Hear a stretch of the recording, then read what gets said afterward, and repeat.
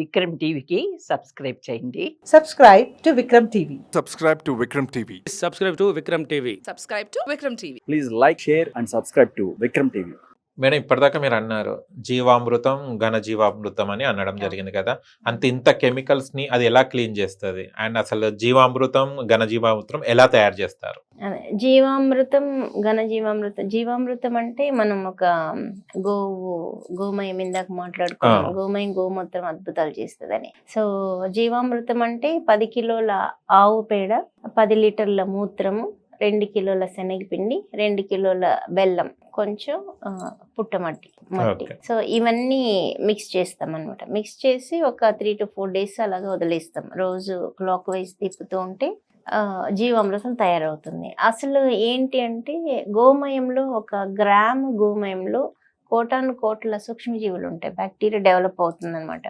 So బ్యాక్టీరియాకి food కావాలి, మనిషికి ఎలాగైతే ఫుడ్ కావాలి, న్యూట్రిషియస్ ఫుడ్ కావాలో అలాగే బ్యాక్టీరియా కూడా ఫుడ్ కావాలన్నమాట. సో ఆ పేడలో ఏదైతే ఉంటాయో సూక్ష్మజీవులు ఉంటాయో ఆ సూక్ష్మజీవులకి ఆహారము ప్లస్ ఎనర్జీ కావాలి కదా.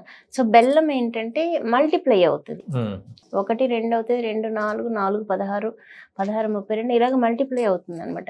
మీరు అందుకే చూడండి, మనకి చిన్నప్పుడు పెద్దవాళ్ళ ఇంట్లో ఉంటే కనుక జ్వరం వచ్చినప్పుడు కాస్త ఫీవరిష్గా ఉంటే కూడా బెల్లం తినొద్దు అంటారు.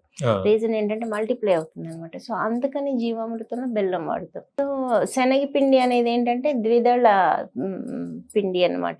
అంటే 2 పప్పులు, అంటే మా పగలు కొడితే 2 అవుతాయి కదా, ఇలాంటిది ఒక 2 kilos వేస్తాం. సో ఆ బ్యాక్టీరియా ఫుడ్ కోసం అనమాట. సో ఇది జీవామృతం.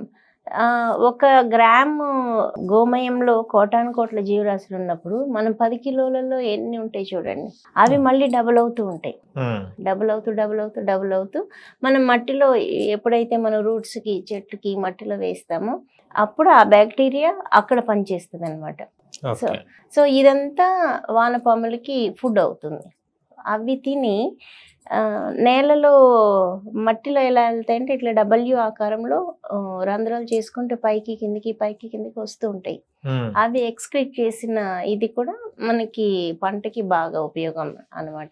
సో ఈ వానపాములు ఇలాగ ఉపయోగపడతాయి మనకి. సో దీనివల్ల ఎప్పుడైతే ఆ రంధ్రాలు చేసుకుంటూ మట్టిలోకి భూమి లోపలికి వెళ్తాయో అప్పుడు వర్షం నీళ్లు పడినవి కూడా స్టోర్ చేసుకునే కెపాసిటీ పెరుగుతుంది మట్టి. ఇట్లా ఈ రకంగా యూజ్ అవుతుంది. కెమికల్స్ అన్ని క్లీన్ అప్ అయిపోతుంది. ఎంత టైం పడుతుంది మేడం కెమికల్స్ క్లీనింగ్ కి? అంటే కొన్ని డేస్ లాగా ఉంటుందా? చాలు, ఒక 2 years చాలు. 2 years చాలు, కంప్లీట్ గా నేచురల్ అయిపోతుంది మట్టి. 2 years వరకు ఇది పాటించాలి. 2 years అయితే మనం సైకిల్స్ కరెక్ట్ గా ఎవ్రీ 10 days కి కానివ్వండి, 7 days కి కానివ్వండి, ఇవన్నీ మనం అప్లై చేస్తూ ఉంటే. ఇంకోటి ఇప్పుడు మాట్లాడుకున్నది మనం అంటే లిక్విడ్ ఫామ్ లో ఉంటుంది. ఇంకొకటి ఘనజీవామృతం అని చెప్పి పేడ, అందులో మూత్రం లైట్ గా ఉంటది, ఎక్కువ ఉండదు అనమాట.